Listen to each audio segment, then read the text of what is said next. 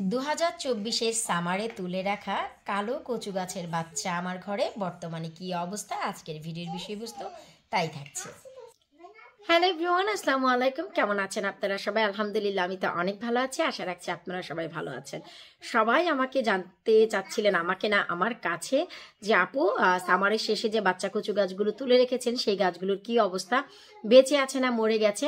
তো চলেন আমার ঘরে প্রত্যেকটি কচু গাছের আপডেট আমি আপনাদের সাথে শেয়ার করি। আর কিছু কিছু কথা আমি আপনাদের বলেছিলাম যে কিছু কিছু কচু গাছ মরে গেলে ফেলে দিতে নাই, সেক্ষেত্রেও কি করবেন সেটাই আমি আপনাদের সাথে শেয়ার করব। অনেকেই কচু গাছ তুলে রেখেছিলেন, আপনাদেরগুলো মরে গেছে, কিন্তু বর্তমানে কি করবেন আজকের ভিডিওতে সেটাও আপনারা দেখতে পাবেন। আর সবার আগে বলবো, যারা এখনো পর্যন্ত ভালো মানের বীজ পাননি অবশ্যই আমার ওয়েবসাইটে গিয়ে একবার ঘুরে দেখে আসেন।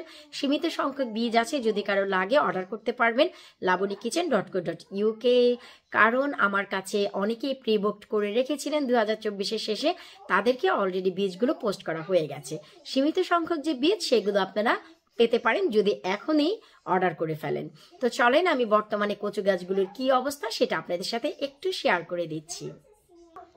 নিশ্চয়ই মনে আছে এই যে ছোট ছোট পট, এখানে হচ্ছে শুধু আমি যে পটগুলোর ভিতরে আমি ছোট ছোট কচু গাছের বাচ্চার সাইডের একটু একটু করে মুখী এবং রুটগুলো রেখেছিলাম। এই যে দেখেন একটি দুটি করে পাতা ছাড়তে ছাড়তে এ কিন্তু নিজের জায়গা ধারণ করেই ফেলেছে। এই যে দেখেন আলহামদুলিল্লাহ। এরপর আরও একটি পটে আমি দুটি কচু গাছের বাচ্চা রেখেছিলাম এবং এই যে গাছের যত্ন আমি আপনাদের সাথে নিয়েই করেছিলাম যে কোনো প্রকারের পোকা মাকড় কিছুই ধরবে না। আমি কিন্তু রসুন কেটে রসুনের খোসা সহ আপনাদেরকে একটি যত্ন শেয়ার করেছিলাম। আলহামদুলিল্লাহ, এটি হচ্ছে আমি বাংলাদেশে যাওয়ার আগে আপনাদের সাথে শেয়ার করেছিলাম। একদম বিগিনিং অফ ডিসেম্বরের কথা আমি বলছি, 2-3 তারিখের দিক থেকে আমি যে একটি ভিডিও শেয়ার করেছিলাম। দেখেন রসুনের কোষ এবং খোসাগুলো যেমন রেখে গিয়েছিলাম ঠিক তেমনই আছে, কোনো প্রকারের পোকা মাকড় কিছুই নেই। মাটিটা কতটুকু শুকনো আছে সেটাও আমি আপনাদের একটু দেখিয়ে দিচ্ছি। এই যে দেখেন একদমই শুকনো আছে। সো এইভাবে যদি আপনারা পানি মেনটেন করেন, আশা রাখি আপনাদের কচু গাছগুলো বেঁচে যাবে। এই যে দেখেন আলহামদুলিল্লাহ আমার কচু গাছগুলো কিন্তু অনেক বড়সড় হয়ে গেছে। এই যে খুবই চমৎকারভাবে কিন্তু এই কালো কচুর বাচ্চাগুলো সেট হয়ে গেছে। আমি যতগুলো রেখেছিলাম দেখেন তার ভিতর ততগুলো সবই ঠিক আছে, কিছু ক্ষয়ক্ষতি হয়েছে দেশে যাওয়ার কারণে। সেটা কি চলেন আমি আপনাদের একটু দেখাচ্ছি। এরপর আরও একটি পটে আমি দুটি কচু গাছ রেখেছিলাম। এই যে দেখেন এগুলো কিন্তু গাছ ছিল না, এগুলো শুধু রুট রেখেছিলাম। তো এই যে কচু গাছটি এটা কিন্তু ভালোভাবেই বেঁচে আছে, দেশে যাওয়ার পর কোনো পানি পাইনি প্রায় 20 দিন। তো এই যে কচু গাছটি আমি এসেও দেখেছি এই গাছটি কিছুটা ছিল, তো গত 2 সপ্তাহে একদমই শুকিয়ে গেছে। এই যে দেখেন এই কচু গাছটি কিন্তু আমি কোনো কিছুই করব না, ট্রাস্ট মি, এই গাছ থেকে আবার বাচ্চা বের হবে, কারণ নিচের দিকে রুট এবং শিকড় সবই রয়ে গেছে। সো উপরের দিকের অংশটি মরে গেলেও আপনারা এটা তুলে ফেলবেন না, এটা কিন্তু আমি বারবারই বলি, আপনারা তুলে ফেলে দেন, যে কারণে আপনাদের কালো কচুর বাচ্চাগুলো এবং কালো কচুগুলো আপনাদের কাছ থেকে চলে যায়। এভাবে যদি রাখতে পারেন আপনাদের কচু গাছগুলো কিন্তু একটার পর একটা বংশবৃদ্ধি করেই যাবে। এই যে আমার একটি মরে গেছে, কিচ্ছু করার নেই, কারণ হচ্ছে আমি দেশে গিয়েছিলাম, 20 দিন ছিলাম, পানি দেওয়া হয়নি 1-2 ফোঁটাও। এই যে দেখেন কি পরিমাণ মাটি শুকিয়ে আছে। সো এই জন্য এই পাশেরটি শুকিয়ে মরে গেছে, এটা কোনো ম্যাটার করে না, গাছটির রুট বেঁচে আছে, সো এটা বেঁচে যাবে। এরপর পাশে থাকা যে আমার কৃষ্ণ কচু, এই যে দেখেন আলহামদুলিল্লাহ অনেক বড় হয়েছে। এই কৃষ্ণ কচুগুলো কিন্তু আমার বাহিরে পটে ছিল, যেটা আমি কি করেছি একদম গোড়া পর্যন্ত এইভাবে কেটে খেয়ে ফেলেছি। মেন মাটির নিচ থেকে বড় বড় দুটি রুট আমি এখানে রেখে দিয়েছিলাম, এখানে শুধু রুটই ছিল। এই যে দেখেন নতুন করে রুট থেকে কিন্তু এই যে কচু গাছ বের হচ্ছে আলহামদুলিল্লাহ। এই যে আমি দেশ থেকে এসে দেখি যে এটা বের হয়েছে, এই যে দেখেন। সো এই কচুগুলো হচ্ছে কৃষ্ণ কচু। আপনি যদি একটি বাঁচাতে পারেন সারা সামার তো খেতে পারবেনই, তাছাড়া অনেক অনেক শত শত বাচ্চাও আপনাকে দিবে। এই যে দেখেন, এই যে দেখতে পাচ্ছেন এই কচু গাছটি কিন্তু অনেক ছোট ছিল। এই যে শুধু এর আগে একটি ডগা ছিল যেখানে এই ডালটি বের হয়েছিল, তো সেই ডগাটি আমি কেটে দিয়ে গিয়েছিলাম। এসে দেখি এই যে দেখেন এই ডালটি কত বড় হয়ে গেছে।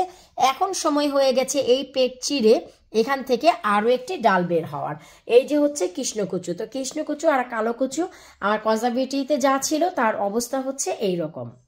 এরপর আমার সিটিংয়ে আমি আরও দুটি কচু রেখেছিলাম, কৃষ্ণ কচু। এই যে আপনারা দেখতেই পাচ্ছেন এই কৃষ্ণকচুগুলো কিন্তু খুব চমৎকার। এই যে এখান থেকে ভালো ভালো ডাল পালা সব কিছু বের হয়ে গেছে, এটার মাঝখান থেকে বের হয়েছে, তার মানে কৃষ্ণকচুর বংশবৃদ্ধি এবছর আমাকে ধরে রাখে কি।